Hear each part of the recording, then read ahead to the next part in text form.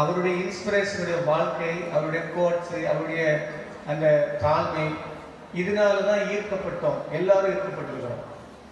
அதுபோல தான் நாமளும் நம்ம சீனியராக இருக்கலாம், இல்லை செகண்ட் இயர் படிக்கலாம், இல்லை தேர்ட் இயர் படிக்கலாம். நீங்கள் ஃபர்ஸ்ட் இயர் உள்ள வரும்போது சில கனவுகளோட வராங்க. அந்த கனவுகளை மெய்ப்பட வைக்க வேண்டியது பொறுப்பு யாருக்கு இருக்க வேண்டும் என்று சொன்னால் இந்த செகண்ட் இயர் தேர்ட் இயர் சீனியர்களாக இருக்கு. நீங்கள் எப்படி ஃபர்ஸ்ட் இயராக இருந்து வரும்போது எவ்வளோ கனவுகளோட உள்ள வாடிக்கணும்.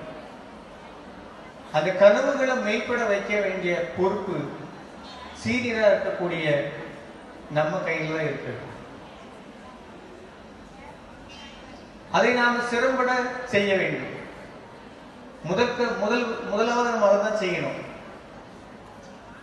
அந்த ராக்கிங் சொல்லக்கூடிய அந்த வார்த்தையில நீங்க பாத்தீங்கன்னா, ஒருத்தர் ஊனமுற்றோர் ஆக்கக்கூடிய, மனதளவில் ஊனமுற்றோர் ஆக்கக்கூடிய வார்த்தைகள், செயல்கள் அங்க பதியும். ஒரு மரத்துல எப்படி ஆணி அடிக்கிறோமோ அது போலதான்.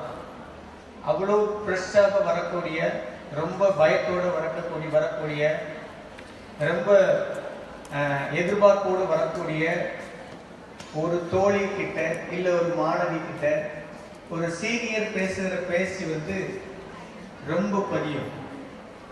நான் 13 வருடங்களாக ட்ரெயினரா இருக்கேன், 13 வருடங்களாக பிரின்சிபலா இருக்கேன். சின்ன கிளாஸ் பிள்ளைங்கிட்ட அவங்ககிட்ட ஒண்ணு சொன்னா புரியும், ஒண்ணு சொன்னா அவங்க பார்த்து அழுதுவாங்க. சின்ன பிள்ளைங்க, கேஜி பிள்ளைங்க. ஏன்னா நம்ம சொல்ற வார்த்தை அவ்வளோ ஹார்டா இருக்கும். அப்ப நாம அந்த வார்த்தைகளை பயன்படுத்துற விதத்துல பயன்படுத்தினா நம்ம எல்லாரும் வெற்றியாளர்கள் ஆகும். முதல் படி உங்க கையில இருக்கு. நீங்க பேசுற விதத்துல, நீங்க நடந்து கொள்ள விதத்துல தான் அவங்களுடைய லைஃப் பில்டிங் ஆகும். ஒவ்வொரு செங்கலை எடுத்து வைக்கக்கூடிய அதுதான் இன்னையோட நிலவரம். எனக்கு இங்க வாய்ப்பளித்த, நான் உங்க முன்னாடி நிற்கக்கூடிய இந்த வாய்ப்பளித்த இந்த கல்லூரி முதல்வர் அவர்களுக்கும், ஆன்டி ரேங்கிங் கமிட்டியினுடைய அந்த உறுப்பினர்களுக்கும் எனது முதற்கண் வணக்கத்தையும் நன்றியும், மற்றும் உங்களுக்கு எனது வணக்கத்தையும் நன்றியும் நான் தெரிவித்துக் கொள்கிறேன். ஒழுக்கம் என்பது ஒரு தேர் இருக்கு, நமக்கு தெரியும். ஒரு திருக்குறள் இருக்கு, அச்சாணிங்கிற தேர் சொல்றாரு. அச்சாணியை பத்தி சொல்றாரு. அவர் தேரை பத்தி சொல்லல. தேர் எவ்வளவு அழகா இருக்குன்னு சொல்லல, தேர் எவ்வளவு பெருசா இருக்குன்னு சொல்லல. அது என்ன சொல்லியிருக்காரு அப்படின்னா, அச்சாணியை பத்தி தான் குறிப்பிடுறாரு. நீங்க நல்லா கவனிச்சு பாருங்க. அந்த திருக்குறள்ல ஒரு பெரும் தேருக்கு அச்சாணி தான் பெருசு. நீங்க எவ்வளவு பெரிய ஆளா இருக்கலாம், எவ்வளவு பேக்ரவுண்ட்ல இருந்து வரலாம், இல்ல எவ்வளவு உங்களுக்கு நாலேஜ் இருக்கலாம், எவ்வளவு எல்லாமே இருக்கலாம். பட் உங்களுடைய ஒழுக்கம், பேச்சு சார்ந்த ஒழுக்கம், இல்ல நடை சார்ந்த ஒழுக்கம் உங்களுக்கு இல்லாவிட்டால் உங்களுடைய முழு பில்டிங்கும், முழு அந்த இதுவும் உங்களுக்கு கீழே விழும். நீங்க கீழே தள்ளப்படுவீர்கள். அதுதான் முக்கியம். உங்க நண்பர்களாக தள்ளப்படுவீர்கள், உங்களுடைய சார்ந்தவர்களாக தள்ளப்படுவீர்கள். நீங்க யாரை நம்பி இருக்கீங்களோ அவங்களால தள்ளப்படுவீங்க. ஏன்னா ஒழுக்கம் மட்டும் இல்லை. அந்த ஒழுக்கம்ங்கிறது மட்டும் இல்லை, மற்ற எல்லாமே இருக்கு. There is no discipline in the life, day to day life. ஒவ்வொரு நாளும் நீங்க பேசுற விதம், ஒவ்வொரு நாளும் நீங்க நடத்துகிற விதம், ஒவ்வொரு நாளும் நீங்க படிக்கிற விதம், நடந்து கொள்ளுகிற விதம், ஒவ்வொரு நாளும் உங்க பில்டிங் கேரக்டர் பில்டிங் பண்ணுது. நீங்க ஒரு நாள்ல பண்ணிடலாம்னு நினைக்கிறாங்க. There is no chance to build in a character in one day. It will long time process. உங்களுக்கு எல்லா நாளும், ஒவ்வொரு நாளும் அது உருவாக்கக்கூடிய அந்த கேரக்டர். ஒரு கோட்ஸ் நமக்கு தெரியும், characters loss is everything is loss.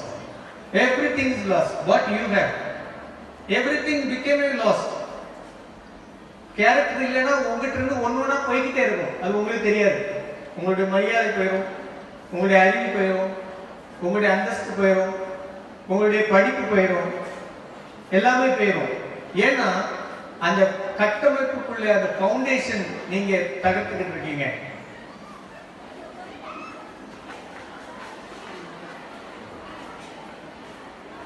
உங்களை மாதிரி நீங்க நல்லா வருவீங்க, உங்க குடும்பம் உங்களால கட்டப்படும், இல்ல நல்ல ஃபியூச்சர் உங்களுக்கு இருக்கு, உங்களால ஒரு நல்ல ஒரு நிலைக்கு நம்ம குடும்பம் வந்துடும் அப்படின்னு நினைச்சு உங்க பேரண்ட்ஸ் இந்த நம்ம காலேஜுக்கு அனுப்பியிருக்காங்க, படிக்க வந்திருக்கோம், படிச்சுக்கிட்டு இருக்கோம். அதை மட்டும் நம்ம ஃபோக்கஸ் பண்ணணும். ஏன் இந்த பிரச்சனைகள் இருக்கு? why we are lacking to others? ஏன் நம்ம மதிக்க மாட்டோம்? ஏன் நம்ம இது பண்ண மாட்டோம்னா we should not have a goal. ஒரு கோல் நம்ம செட் பண்ணல. நீங்க ஒரு கோல் செட் பண்ணிட்டு நீங்க இந்த காலேஜுக்குள்ள என்ட்ரி பண்ணுங்க, நாளைக்கு இருந்து இல்ல இன்னைக்கு இருந்து நீங்க அடுத்த என்ன நடக்குன்னு உங்களுக்கு தெரியாது. you are running towards the goals. இப்ப பேப்பர்ல 2 நாளைக்கு முன்னாடி, ஒரு வாரத்துக்கு முன்னாடி பார்த்தோம், சேலத்துல ஒரு உங்களை மாதிரி ஒரு யங் கேர்ள் டிஎஸ்பியா செலக்ட் ஆயிருக்காங்க. டிஎஸ்பியா செலக்ட் ஆயிட்டாங்க. ஆனா அந்த அவங்க 2 சுடிதார் தான் இருக்கு, அந்த அம்மாவுக்கு 2 சேலை தான் இருக்கு. போஸ்டிங் பாருங்க எவ்வளவு பெரிய போஸ்டிங். வீடு கூட வீடு வெளிச்சத்துல தான் படிச்சிச்சு. அந்த பொண்ணு வெளிச்சத்துல தான் படிச்சிச்சு. அந்த ரோட்ல இருக்கிற லைட்ல வெளிச்சத்துல தான் படிச்சிச்சு.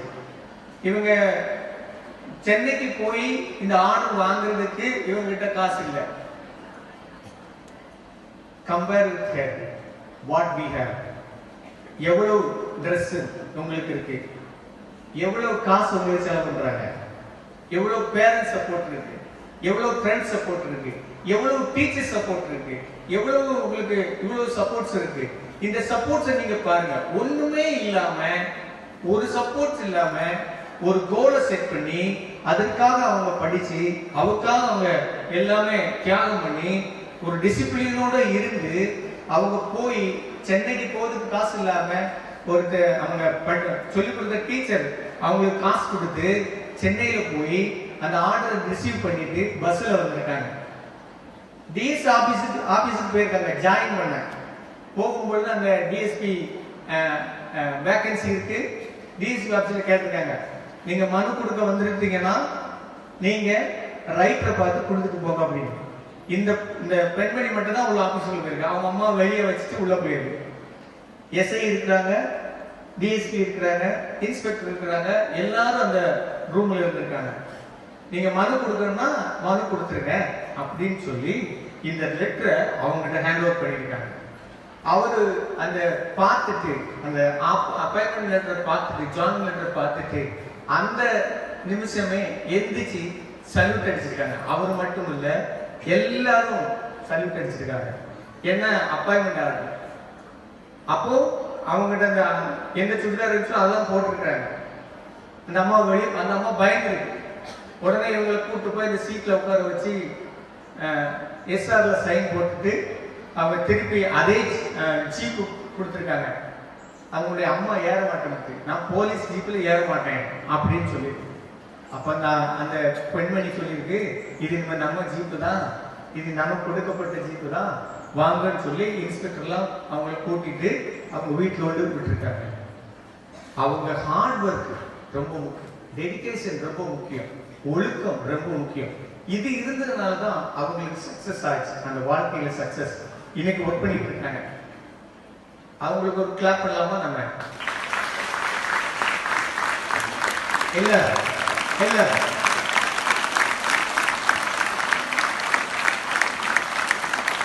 அப்போ அவங்களுக்கு மட்டும் நாம கிளாப் பண்ணிக்கிட்டு இருந்தா நமக்கு எப்போ பண்ண?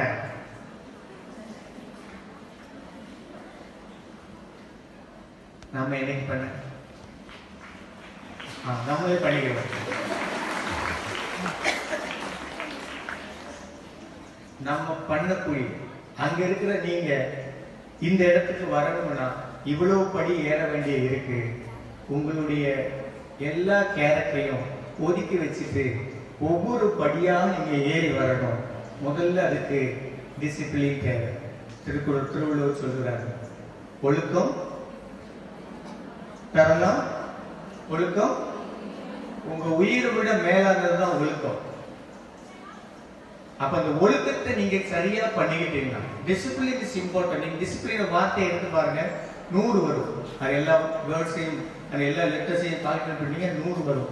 அந்த 100 வரும்போது பாருங்க, அப்போ உங்களுக்கு 100% 100% உங்களுடைய வாழ்க்கையில இல்ல உங்க படிப்புல வெற்றி வர வேண்டும் என்று சொன்னால் உங்களுக்கு முதலாவது டிசிப்ளின் தேவை. அதை எப்படி நம்ம தெரிஞ்சுக்கிறது? எப்படி நான் டிசிப்ளினை காட்டேன்? உங்க நடையில காட்டவா, இல்ல இருக்கும்போது காட்டவா, இல்ல படிப்புல காட்டவா? எவ்ரிதிங், எல்லா விஷயத்திலும், ஒரு சின்ன விஷயத்துல கூட நாம காட்டணும். இப்ப நான் பேசிக்கிட்டு இருக்கும்போது நீங்க பேசுறீங்களா? நீங்க உள்ள பேசுறீங்களா? அது டிசிப்ளினா இன்டிசிப்ளினா? டிசிப்ளின். நீங்க பார்த்து பேசுங்க சார், நாங்க பேசிக்கிட்டே இருப்போம்.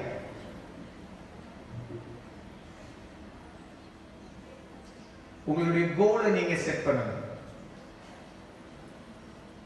நான் அடிக்கடி சொல்றேன் டீச்சர்ஸ் மீட்டிங்ல, டீச்சர்ஸ் ட்ரைனிங்ல, நீங்க தான் இந்த தலை சிறந்த, உலகத்திலே தலை சிறந்த பெஸ்ட் டீச்சர் இந்த வேர்ல்டு அப்படின்னு சொல்லுங்க. அதை தான் இன்னைக்கு சொல்றேன். உங்களை மாதிரி திறமையானவங்க இந்த உலகத்திலே கிடையாது. உங்களுக்கு ஒவ்வொருத்தருக்கும் திறமை இருக்கு. ஒரு திறமையை நீங்க கண்டுபிடிச்சீங்கன்னா, அந்த திறமைக்காக நீங்க போராடுனீங்கன்னா, அந்த திறமைக்காக பிராக்டிஸ் பண்ணீங்கன்னா, அந்த திறமையை வெளிக்கொண்டு வரதுக்காக பிராக்டிஸ் பண்ணீங்கன்னா, நீங்க எங்கேயோ போயிடும். யூ டேக் தட் ஸ்கில் வந்து உங்களை மேல கொண்டு வரும். அந்த ஸ்கில் தான் ரொம்ப முக்கியம். ஆமா சார், எனக்கு ஸ்கில் இருக்கு, பேச நல்லா முடியும். பர்வீன் சுல்தான் மேடத்துக்கு நாங்க ஒரு ப்ரோக்ராமுக்கு கூப்பிட்டுருக்கோம். அந்த அம்மாவுக்கு 1,20,000 பேசியிருக்காங்க. 1,20,000 1 மணி நேரம் பேசுறதுக்கு, வெறும் 1 மணி நேரம் பேசுறதுக்கு நாங்க கொடுத்தோம். அவங்க பிளைட் டிக்கெட் செலவு, சென்னை டு மதுரை, மதுரை டு தென்காசி எல்லாத்தையும் நாங்க பார்த்தோம். அந்த அம்மாட்ட கொடுத்தது அவ்வளவு கொடுத்தோம். காரணம் அவங்களுடைய பேச்சாற்றல். இப்ப பேசுறது இல்லை, பேச்சாற்றல். எப்படி கார் ஓட்ட கற்றுக்கிட்டோமோ அது மாதிரி நம்ம பேச கற்றுக்கொள்ள வேண்டும். கரத்தை கற்றுக்கொள்வது போல பேச கற்றுக்கொள்ள வேண்டும். பேச்சு வித்தியாசமான ஒண்ணு. நீங்க பேசுனா அது 100 பேர் கேட்டாங்க அப்படின்னா நீங்க தான் அந்த இடத்துல வின் பண்றீங்க. சோ நீங்க உங்க திறமைகளை நீங்க வளர்க்கறதுக்கு, வளர்த்து விடுறதுக்கு இது சரியான ஒரு பிளாட்ஃபார்ம். இந்த 3 years இல்ல 2 years தான் இருக்கு, இல்ல இந்த 1 year தான் இருக்கு. That is enough. That is very good enough. நீங்க உங்க முதல்வர்கிட்டயோ, உங்க வகுப்பாசிரியர் ப்ரொஃபஸர்கிட்டயோ, இல்ல உங்களை சார்ந்த அந்த தலைவர்கிட்டயோ நீங்க பகிர்ந்துக்கிட்டால், எனக்கு இதை செய்ய முடியும் நீங்க முன்னாடி வந்து சொன்னால், நீங்க முன்னாடி வந்து நின்றீங்களானால், உங்களை வளர்ப்பதற்கு, உங்களை டாப் லெவல்ல கொண்டு போவதற்கு அவர்கள் விரும்புகிறார்கள். அதுதான் அவர்களுடைய மிகச்சிறந்த பணி. உங்களுடைய ப்ரொஃபஸருடைய பணி அதுதான். சொல்லிக் கொடுத்தது மட்டும் இல்ல, உங்களை கைட் பண்ணி மேல கொண்டு வருது. எத்தனையோ கேர்ள்ஸ் சொல்லலாம், எத்தனையோ போஸ்டிங்ல இருக்கிறவங்க சொல்லலாம். அவங்க எல்லாம் அந்த கடைசி நிமிஷத்துல கூட கண்டுபிடிச்சு அவங்கள உயர்த்தின ப்ரொஃபசர்ஸ் இருக்காங்க. So you received a good and talented, skilled professors in this college. இந்த காலேஜில் அவ்வளவு பெரிய நல்ல குணமுடைய, நல்ல டேலண்டுடைய, நல்ல திறமையுடைய, நல்ல பண்புடைய, உங்களை வளர்க்க வேண்டும்ங்கிற எண்ணத்தோடு இங்க செயல்பட்டு கொண்டிருக்கிற கூடிய ஒவ்வொரு பேராசிரியர்களும் உங்களுக்கு அவர்கள் உதவி செய்யத்தான் இருக்கிறார்கள். அவர்களுக்காக ஒரு சிறு கரத்தட்டி அவர்களை அப்ரிசியேட் பண்ண கேட்டுக்கொள்கிறேன்.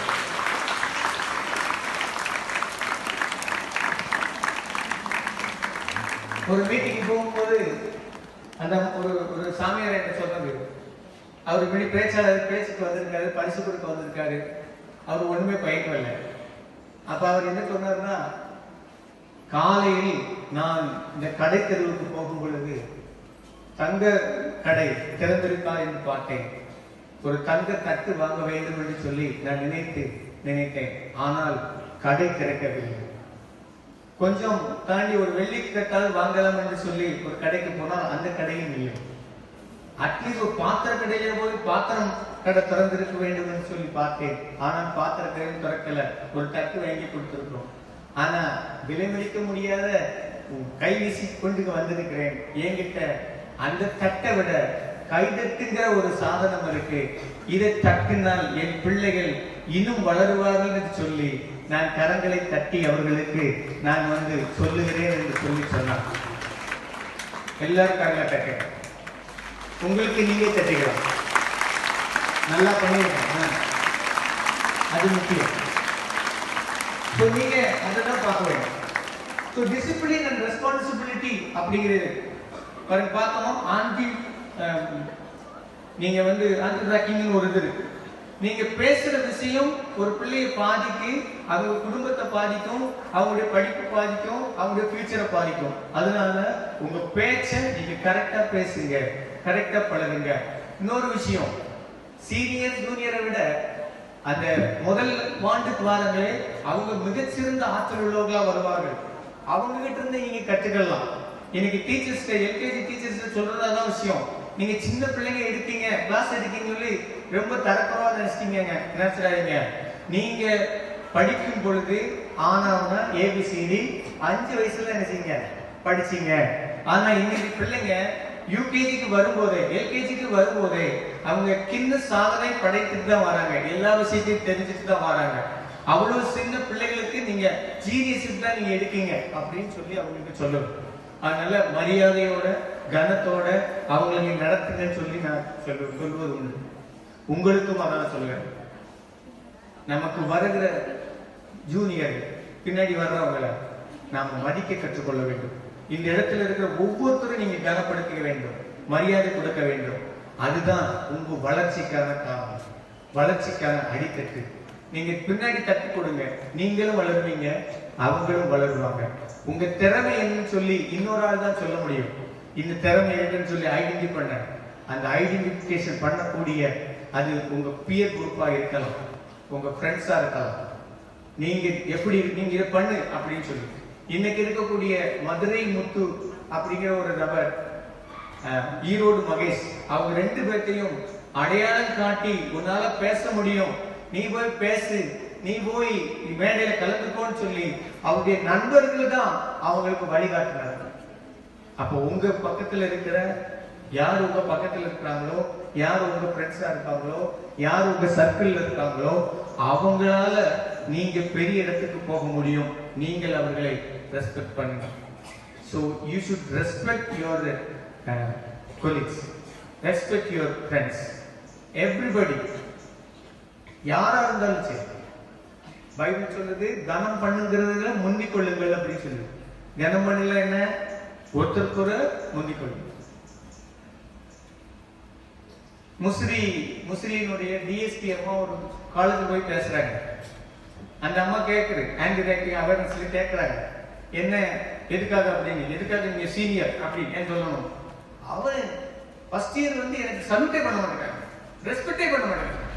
நான் சீனியர் ஆயிட்டோமா, எனக்கு ரெஸ்பெக்ட் எங்க அப்படின்னு சொல்லி, எதுக்காக உங்களுக்கு ரெஸ்பெக்ட் கொடுக்கணும் அப்படின்னு கேட்கறாங்க. நீங்க என்ன செஞ்சிட்டீங்க, என்ன சாதனை படைச்சிட்டீங்க? உங்க ஜூனியர்ஸ் உங்களுக்கு ரெஸ்பெக்ட் பண்ணணும்னா நீங்க ஸ்கில்ல வளர்ந்திருக்கணும், அவங்களுக்கு முன்மாதிரியாக நீங்க இருக்க வேண்டும். இல்ல ஸ்போர்ட்ஸ்ல ஹை லெவலுக்கு வாங்க, ஒரு படிப்புல ஹை லெவலுக்கு வாங்க, இல்ல ஒரு உங்களை பார்த்தா ஒரு இன்ஸ்பிரேஷன் ஆகணும்னு சொல்லி அந்த இன்ஸ்பிரேஷன் குவாலிட்டியை நீங்க வளர்த்து நீங்க நடந்து பாருங்க. Everybody can respect you. 5.25 அடி தான் இருக்கிறாரு மெஸ்ஸி. இன்னைக்கு இந்தியாவை பண்ணிட்டு போறாரு. 83 கோடி ரூபாய் செலவு பண்ணி இருக்காங்க ஒரு ஆள் வர்றதுக்கு. 83 கோடி செலவு பண்ணி இந்தியாவுக்கு கொண்டு வந்திருக்காங்க. என்ன காரணம்? ஒரு திறமை, ஒரே ஒரு திறமை. அது என்னது? ஃபுட்பால்ங்கிற திறமை. முழு டேலண்ட், முழு லைஃபையும் அந்த ஃபுட்பாலுக்காக அவர் செலவு பண்ணார். He became a hero of the football. We should come out. நம்ம மேல வரணும்.